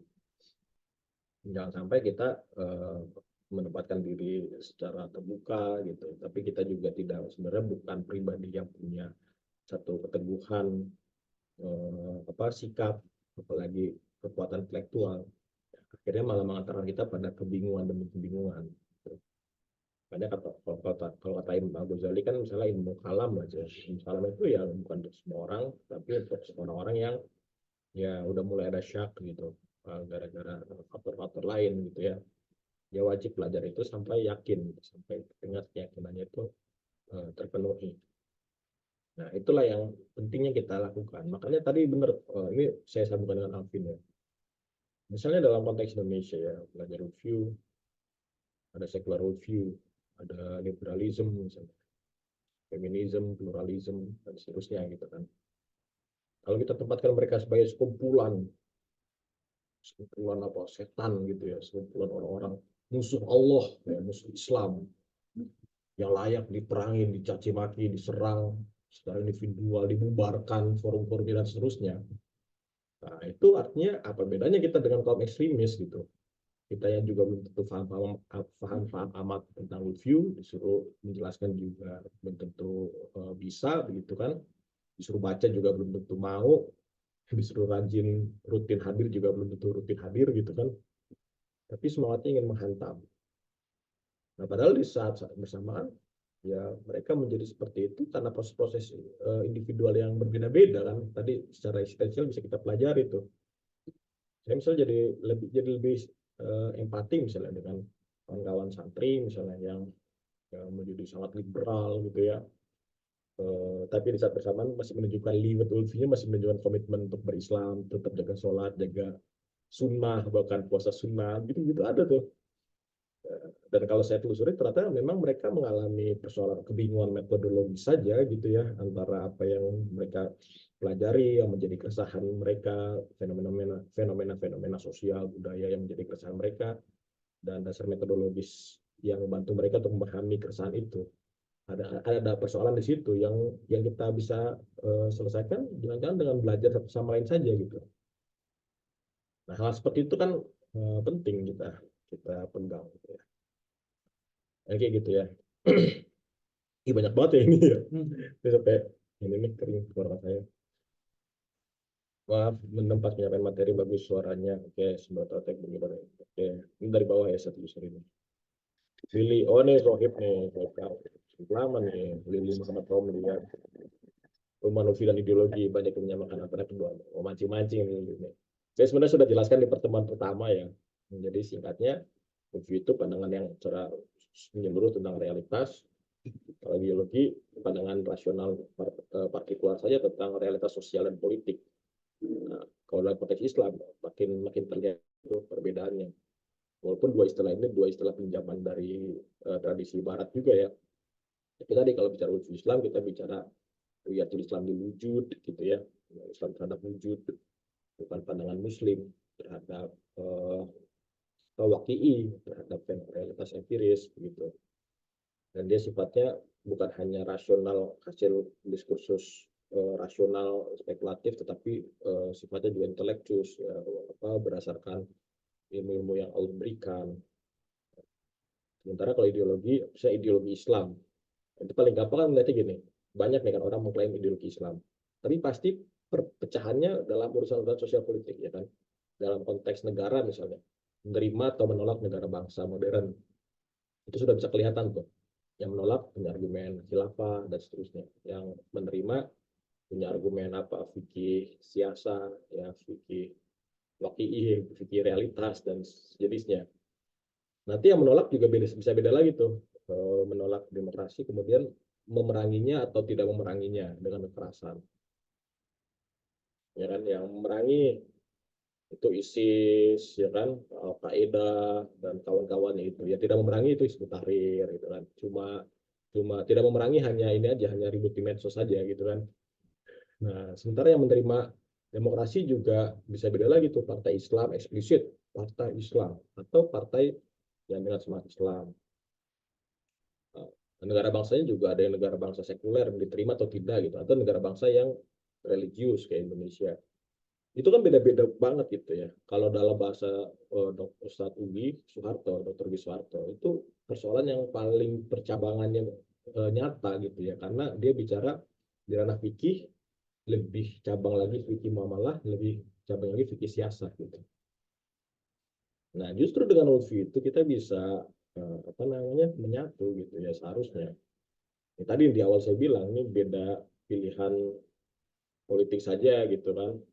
Jangan-jangan kalau saya nggak milih Anies nanti kawan-kawan anggap saya UFI-nya kurang Islami ya gitu kan. Padahal di Bental ini teman-teman sosok semua jadi saksi kan. Saya selalu bilang kalian terserah lah milih capres, nggak milih capres gitu kan, milih demokrasi, nggak milih demokrasi, milih partai PDIP pun saya nggak peduli gitu kan. Yang penting belajar UFI yang benar.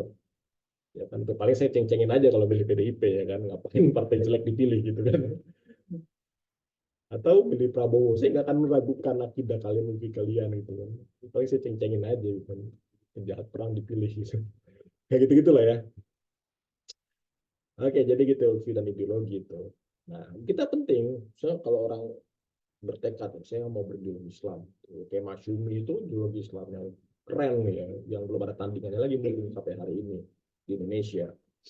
Tapi dia harus menempatkan pada UFI Islam. Karena kalau tidak, dia akan menjadi Muslim modernis, sebagaimana banyak dikritik terbatas juga gitu ya. Memandang capaian secara rasional, berorientasi pada urusan sosial negara dan politik, negara dan masyarakat, tidak pada individu, menggunakan cara-cara Barat, rasionalitasnya, sainsnya dan seterusnya untuk dalam tanda petik memperjuangkan Islam, padahal nggak semuanya betul dan lain sebagainya lah. Itu percakapan yang lain ya tentang Muslim modernis. Oke ya, saya rasa ya. Oh, ada lagi nih. Enggak. Alisa, izin konfirmasi. Ya, saya izinkan lah ya. Dalam evaluasi UFI ini penting untuk tidak dipusatkan pada pengalaman pribadi, pengalaman eksistensialis, melainkan menyadarkan UFI betul-betul dari otoritas yang benar yaitu Islam. Sehingga ketika di tengah jalan ternyata merasa apa lagi, bingung lagi, tetap pegang teguh pada taat. Ya betul, itu satu satu aspek lah ya, kita kembali ke Islam. Tapi persoalannya kan gini, pengalaman eksistensial seseorang kadang kala gitu ya, itu bukan sekadar pengalaman kedukaan, kekecewaan, ya, kehampaan dan seterusnya. Tapi pengalaman yang akumulatif gitu ya, pengalaman negatif yang terakumulasi yang mendorong dia untuk apa, untuk memilih mengambil keputusan yang lebih radikal misalnya. Ya, tadi tuh yang misalnya saya bilang Ayan istri Ali gitu ya, yang dia murtad gitu jadi ateis. Sekarang udah beragama lagi tapi Kristen, ya dari ateis jadi kafir lah ya gitu kan, ya, kategorinya begitu. Itu apa namanya, eksistensial. Saya rasa nggak mungkin sekecewa kecewanya seseorang santri terhadap pak kiainya misalnya gitu ya, yang galak gitu. Mungkin nggak semuanya memutuskan untuk meninggalkan Islam gitu saja gitu ya, atau menjadi sekuler langsung gitu. Tapi ada persoalan akumulatif di situ. Nah, itulah yang penting kita pahami gitu. Ya, kalau sekadar untuk menghukumi kan enak aja gitu ya. Kita ini jadi hakim aja semuanya. Anda salah, Anda benar, Anda neraka, Anda surga, kami benar, kalian salah. Gitu. Tapi siapalah kita gitu lah. Yang penting kita berpikir dulu buat diri kita sendiri dan perlahan-lahan coba pahami apa yang terjadi pada orang lain. Kecuali kalau tanda-tanda apa, tanda-tanda kekufuran itu nyata dan secara sadar dia pilih. Nah, buat kita yang mengalami hal seperti itu, nauzubillah sih. Tapi yang pasti semua orang punya pengalaman ada dari titik nadirnya gitu ya. Yang perlu kita kembalikan adalah, yang perlu kita lakukan adalah kembali ya pada Islam gitu ya. Memandang hidup itu bukan tragedi misalnya. Memandang semua itu Tuhan Allah. Yang mungkin tampak seperti ajaran-ajaran yang sangat normatif dan mendasar, tetapi karena worldview Islam punya isi intelektual, harapannya semua isi intelektual itu yang makin menguatkan kita gitu. Makanya kalau dalam psikologi nih, ada istri saya kan menyimak di sini. Kan banyak juga tuh orang dalam isu psikologis lah, dalam isu tadi ya, pengalaman eksistensial, bukan eksistensialis ya. Eksistensial itu aliran para filsuf yang punya aliran eksistensialisme. Tapi kalau pengalaman eksistensial, maksudnya pengalaman keberadaan seseorang, dia nggak perlu jadi eksistensialis gitu. Nah, ada pengalaman seseorang yang secara eksistensial mungkin tadi mengalami kehampaan secara psikologis gitu ya, kecewaan, dan dia perlu penjelasan sebelum bisa menyelesaikan masalahnya itu. Nah, seringkali wacana yang muncul sekarang kan ini wacana yang sangat ekstrim. Orang yang taat beragama kan dengan gampangnya menyuruh mereka untuk zikir. Itu mau selesai, makanya banyak zikir, makanya banyak sholat gitu kan. Sesederhana itu gitu. Nanti dibalas oleh pandangan yang sekuler, itu nggak ada hubungan sama zikir, sama sholat dan sebagainya gitu lah ya. Kan ada tuh pandangan seperti itu. Nah, ini dua pandangan yang sama-sama keliru, karena zikir dan sholat pun bukan sekadar merapal secara lisan gitu ya, atau melaksanakan dalam ritual fisik gitu ya. Tapi justru kenapa disebut zikir ya, karena kita jadi mengingat kembali gitu. Apa yang mengingat kembali apa yang menjadi fitrah kita, jadi hakikat kita, hakikat kehidupan kita. Ya semuanya ada penjelasan intelektualnya. Dan justru dengan keyakinan yang sampai di tingkat intelektual itu, yang bahkan tidak menyisakan sedikit pun keraguan, itu insya Allah bisa kembali dengan lebih baik gitu ya. Gitu. Itulah ya. Jadi sudah cukup ya, capek juga. Oh, maaf, Mas, maaf agak mendem suaranya pas penyampaian materi tadi, bagus suaranya. Gimana tuh? Ya, semoga jelas lah ya. Oke, begitu saja ya. Ada kawan-kawan yang lain mungkin masih mau menanggapi sampai jam ya, lah ya jam 9 gitu.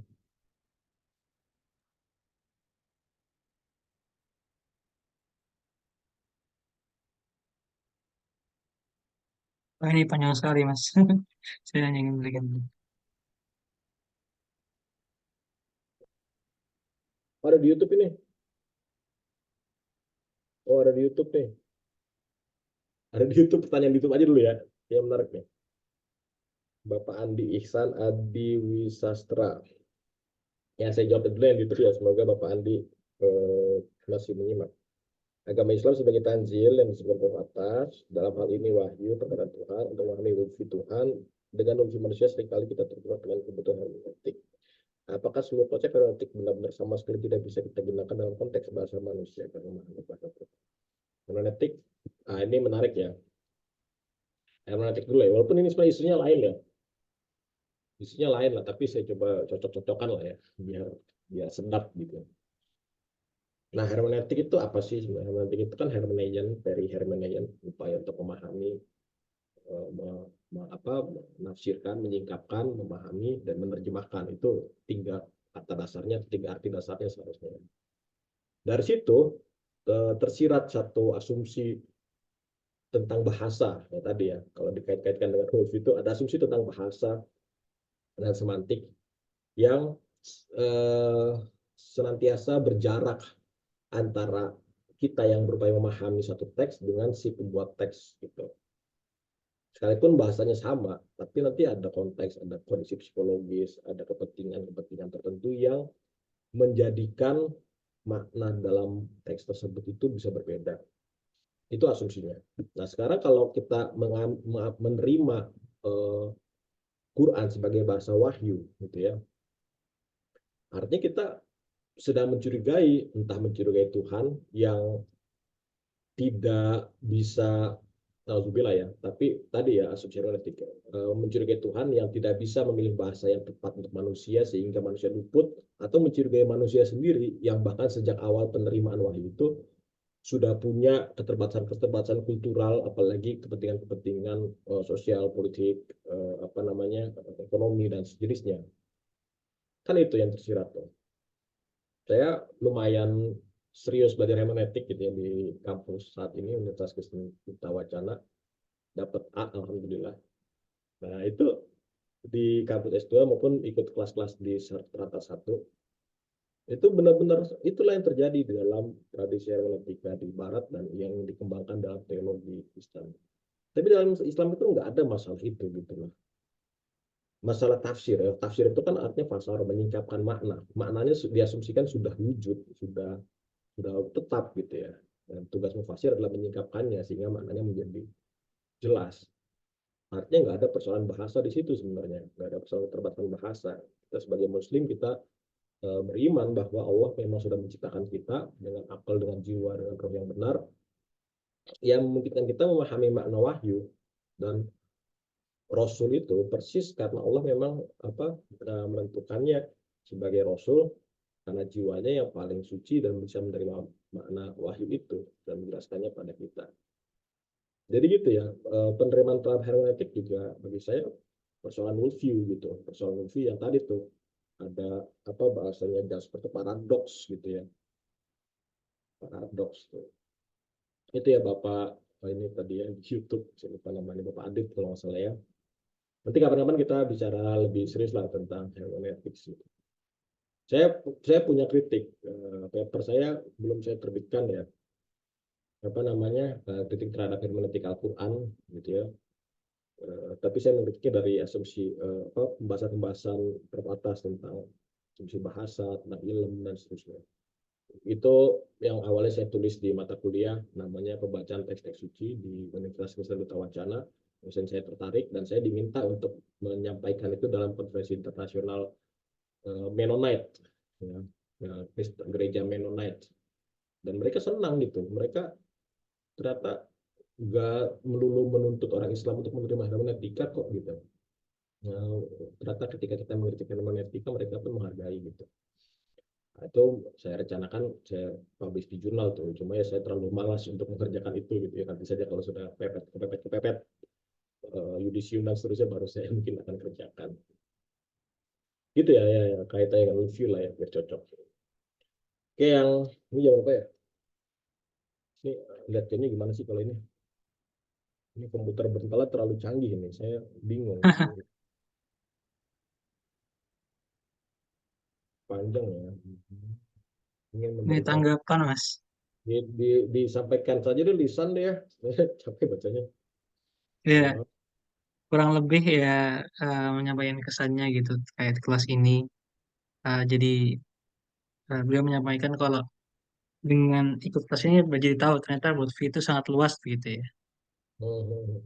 Ya, ya, ya, ya kita pelan-pelan belajar lah ya. Makanya tadi saya bilang di awal itu termasuk di judul MBS juga kan apa review dan fenomena sosial gitu ya. Jadi memang fenomena gitu, bukan yang fenomena. Dan masalah sosial, fenomena sosial itu ya sangat kompleks, sangat luas. Dan kita pelajari wawasan apa yang bisa kita pelajari gitu. Dan tadi refleksi saya seperti itu gitu ya, sebagai belajar Islam, metafisika Islam dari Cetana Palatas dan juga belajar jurnal-jurnal tadi gitu ya. Saya rasa itu sih yang menarik. Oke, cukup ya? Oke, ini gimana Mas? Masih mau disudahi? Ini juga belum ada yang mau bertanya nih Mas. Ya, terima kasih. Ya sudah nggak apa-apa. Kan, apa kalau ada yang menanggapi lagi ya boleh. Tidak tidak setujuan juga nggak masalah. Saya akan sangat baik. Tapi saya udah di suaranya ini. Tapi kalau sudah tidak ada, baik kita cukupkan lah ya. Ngajak ngopi katanya nih setelah ini. Gitu. Baik-baik. Oke, Oke, makasih. baik. Eh, Ya, Wawan Bisawab, nanti kita jumpa lagi di pertemuan pekan depan gitu ya, dan dalam komparasi gitu. Nah, nanti bagaimana perbandingan review. Ada dua jurnal juga yang menarik untuk kita baca. Udah dibagikan ya, so ya. Nah, saya berharap saudara sudah semua Mas. baca dulu gitu. Ngerti nggak ngerti baca aja dulu nggak apa-apa gitu. Kalau nggak bisa ngerti bahasa Inggrisnya pakai Google Translate ya, walaupun terjemahannya memprihatinkan gitu ya. Tapi setidaknya ada sesuatu yang kita bawa nanti di pertemuan yang akan datang dan seterusnya kan masih ada tiga lagi ya. Sesuatu yang kita bawa kita bisa diskusikan dengan lebih dinamis gitu, sehingga sifatnya bukan sekedar pertanyaan tanya jawab gitu gitu gitu ya, harapan saya begitu ya. Saya kembalikan kepada saudara-saudara.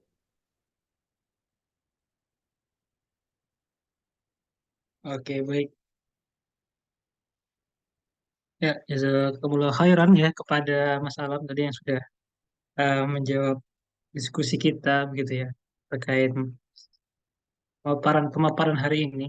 Gitu ya.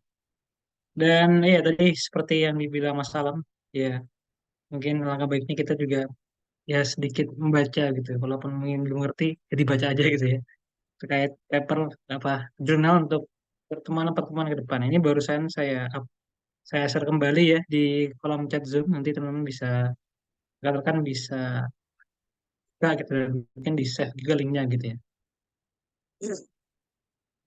Oke baik, alhamdulillah dengan berakhirnya sesi diskusi ya berakhir pula gitu ya apa namanya forum kita pada malam hari ini gitu, dan sampai bertemu di MB selanjutnya. Kalau misalnya Allah mengizinkan ya, insya Allah 2 pekan lagi gitu ya, kita akan melaksanakan MBS begitu. Masih di seri yang sama gitu. Berarti seri yang ketiga ya, ya seri yang ketiga dan masih ada sekitar 2 topik lagi begitu. Oh iya, ini PPT yang diseru juga Kang, nanti diskusikan lah ya, apakah diseru atau tidak begitu ya. Gitu. Itu Baik, ini apa namanya, eh, saya kalau biasanya ada orang nanya PPT itu biasanya minta tapi nggak dibaca. Saya bukan mencurigai saudara Muhammad Rafi Aldi ya. Tapi biasanya begitu, dan karena jurnalnya itu terbuka, maksudnya dari bagikan juga, itu bacalah jurnalnya langsung aja gitu. Lihat rekaman saya misalnya ya di YouTube nanti atau di mana itu, nanti kemudian dibaca sendiri jurnalnya. Karena siapa tahu nanti ada bagian-bagian yang juga luput saya jelaskan atau keliru saya jelaskan. Kan menarik tuh kalau jadi bahan diskusi di pertemuan yang akan datang. Itu sih kalau saya lebih suka. oke, ya begitu ya Mas ya. Nanti bisa dibaca jurnalnya ya supaya lebih menyeluruh begitu ya. Oh iya, ya siap. Oke baik, karena sudah di akhir acara langsung saja mari kita sama-sama ya.